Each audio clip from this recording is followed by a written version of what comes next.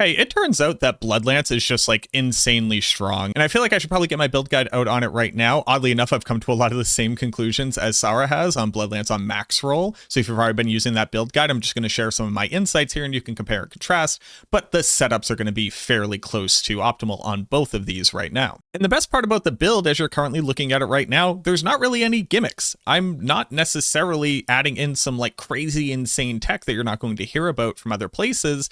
Well, except for one thing that I've come to understand and I can show you in the gameplay that you're currently looking at, but we'll talk about that in the mechanics section. As always, I'm going to have a build planner down in the description below, as well as in the pinned comment. Again, you could be checking the max roll build guide. I'm going to be getting the explanation for the new tech that I have over to Lord Sauer so that they can explain it in the skill rotation. But let's go ahead and talk about Blood Lance. An incredibly solid build. It's effectively unkillable even in tier 100 plus in the pit. You have over 35,000 maximum life if you've messed up the build somehow, and I've already been reaching somewhere around 45,000 maximum life depending on what GAs I have on my gear. Add on to that an infinite amount of barrier, permanent uptime on 100% fortify, as well as a huge amount of damage reduction across the board. The build is just absolutely cracked out of its gourd for tankiness. And then because Blood Lance is one of the few builds that just like absolutely demolishes the clear speed as far as getting through the pit is concerned, the only thing you really need to worry about is optimizing for single target damage. And what that basically means is that you get to use all of the most powerful options as opposed to trying to find some way to eke out kill speed or gain time against the elite mobs and against the trash in the pit. Add on to that, I'll tell you what you just need to swap over in case you want to be bringing this into places like the Infernal Horde or to speed farm better on it, because it turns out that by dropping a very small amount of your power, you can actually gain a huge amount of AoE clear potential, as well as pretty decent movement speed, depending on whether or not you're playing on mouse and keyboard. But don't worry, also for the people playing on controller like myself, I have some tech for you as well. Let's go ahead and just like really zoom in on the tech that I want to make you aware of. And for that, you basically have to pay attention while I'm clearing out this elite pack, because you're basically going to want to look at my skill bar really quickly. And I'm going to explain to you what I'm doing, and then you'll be able to go back, watch the footage again, and see it. For a long time, I thought I had somehow bugged Blood Lance, thinking that I had somehow hit some attack speed breakpoint where I was able to weave in an unnatural amount of corpse tendrils and basically trick the game into allowing more blood orbs to be on screen than should physically be possible. If you weren't aware, there's actually a maximum number of blood orbs that can be on the screen. Similarly, there's a maximum number of corpses. This is one of the many issues with builds across the Necromancer, but we don't need to get into that for right now. But what it basically means is that after corpse tendriling against a pack a few times and then casting Blood Lance, you will very quickly eat up all of the blood orbs. This means that proliferating your damage and getting as many targets lanced as possible becomes harder and harder the less blood orbs you're able to generate. But for this to make sense, you actually have to understand the fact that corpse tendrils has a delay. When you cast the skill is not when it deals its damage and pulls in targets. And since it won't generate the blood orbs until it pulls those targets, you have this little bit of a window. And if you notice how quickly corpse tendrils is coming off of cooldown and how quickly I'm casting it, you'll realize that I'm basically stacking up a bunch of triggers of corpse tendrils, and then I let go of that button entirely. Now, while each one of them is individually proccing while I'm at the max attack speed for Blood Lance, I am churning through all of the orbs as they're being produced. And what this allows me to do is hit many more targets simultaneously with the lanced status. And what that means is that the aspect of Blood Seekers, which deals more damage to the primary target based off of how many targets are lanced currently, is adding on a huge amount of multipliers on many more targets than you normally would if you were just casting corpse tendrils every once in a while. That's a secret little tech to be able to clear out the monsters more quickly. Now let's go ahead and jump into the normal stuff, just the gear, the aspects, etc., so you can get a better idea of what I'm currently doing. And again, the planner down below is going to have the ideal setup. What I currently have is the best gear that I can manage to put together. Blood Lance basically cares about only a few things: hitting attack speed cap, both in one and in the second attack speed cap, hitting critical strike chance cap, having as much maximum life as you possibly can, and then as much overpower damage and ranks to skill as you can. To these ends, we're going to include a couple of very powerful mythics. You do not need these mythics, but obviously they just make you significantly more powerful. Obviously, Air of Perdition is going to be our best use here. Huge amount of critical strike chance as well as core skill damage. And then on top of that, the Lucky Hit chance is great for resetting cooldown on Soul Rift, so you have permanent uptime on that. Movement speed is obviously nice. And then the huge damage multi. For our chest piece, we obviously want Mutilator Plate. Now I managed to double crit on Blood Lance. I actually would have wanted to crit on Maximum Life, because more Maximum Life is more tanky, obviously, but also a huge additional bonus to our overpower damage. And then once I can actually get a greater affix on the chance for Blood Lance to deal double damage, the potential of this build goes absolutely through the roof. As far as things that you really need to care about, the actual effect of the Mutilator Plate, the additional damage for Blood Lance, as well as the chance to fortify, and then ultimately your efficiency with Blood Orb creation is by far the most important stat, followed by the chance to deal double damage, then maximum life, then the Blood Lance ranks, then the DR. Here's where I'm currently putting Serene Titanic Runeword. This is Lith in Zal. It means as long as I stand still for 2.4 seconds, I have 20% bonus maximum life. And since that lasts for 6 seconds, this has permanent uptime. You literally don't have to move when you're fighting a pack or when you're fighting the boss, as you saw in the gameplay footage. So just being able to stand still for that long is like very, very easy to accomplish on the build. You notice that I don't have Ancestral Gloves, but you would want attack speed, Blood Lance, and then maximum life. Here we're going to add on more blood attack speed. Remember that normal attack speed goes into cap 1, blood attack speed goes into cap 2. So we want to max out cap 2 so that we don't have to use Rathma's Chosen in the end game. I currently don't have it maxed out. We're also going to put Soul Rift Duration here. And then if we weren't using Rathma's Chosen, we would instead want to be using Great Feast for another damage multiplier. So this build alone right now, just from not being able to swap out that aspect, is already missing 45% damage, nearly another half of our total damage output. So rather than hitting for like upwards of 6 billion against a boss, we'd be hitting for 9 billion, which is obviously a huge damage increase. On Blood Moon Breaches, the damage aspect is by far the most important stat on this. And then the only thing that really matters is actually the maximum life roll. So that's where you'd want your GA and all of your masterwork crits. Here's where I'm then putting Essential Call to Arms. This is casting a core skill, will trigger Warcry. Since you can cast at maximum attack speed, this is up 100% of the time, so you just have a permanent 15% damage bonus. For the boots, we would want movement speed. Here's where you need to fix your armor, and then maximum life. I got really lucky with the GA on maximum life here. More movement speed, Soul Rift Duration. Here's where I currently have Cursed Aura. Now, you may see a lot of people using the rune word that makes it so that you automatically cast the Horrid Decrepify, which will not only apply your Decrepify, but also the Horrid effect. So you'll get the cooldown reduction and the execute at 10%. I don't feel like clearing out the trash in the pit is the most important thing for the Blood Lance Necromancer, because you do that incredibly fast with Bloodseekers. So I'm currently using Cursed Aura instead, so I get to use the Warcry rune word for the 15% damage multi. Doombringer will end up being your best in slot weapon, but until you have either a GA on the maximum life or multiple masterwork crits, you'll actually do much better with a legendary mace, so you can continue to roll Blood Lance as a chance to deal double damage.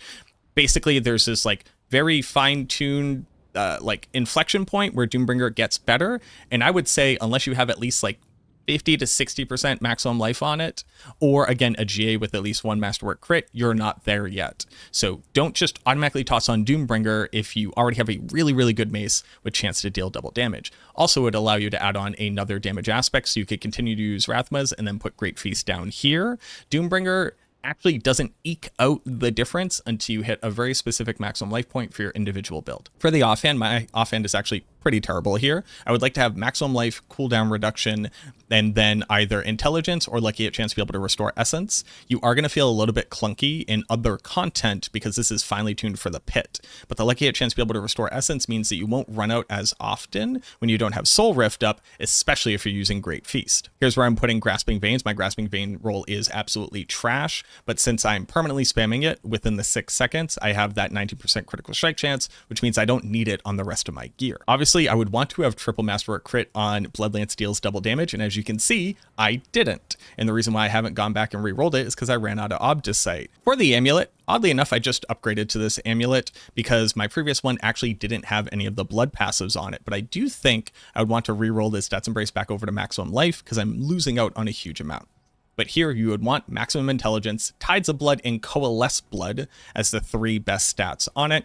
Ultimate cooldown reduction is obviously nice, more blood attack speed. And then here's where we're putting Blood Seekers. For your other ring, more intelligence, more maximum life, more attack speed, more ultimate cooldown, more blood attack speed. Here's where I currently have Gore Quills. If you are speed farming, in addition to Gore Quills, you also want to add Hungry Blood. So you would either replace Grasping Veins if you didn't need it, or Great Feast if you had it somewhere else. Where Gore Quills will shoot out from all the blood orbs that you make. Hungry Blood will just fire off an additional lance every time that you hit a lance target. So these two things in concert means that you're able to spread your lance status to basically everything on the screen.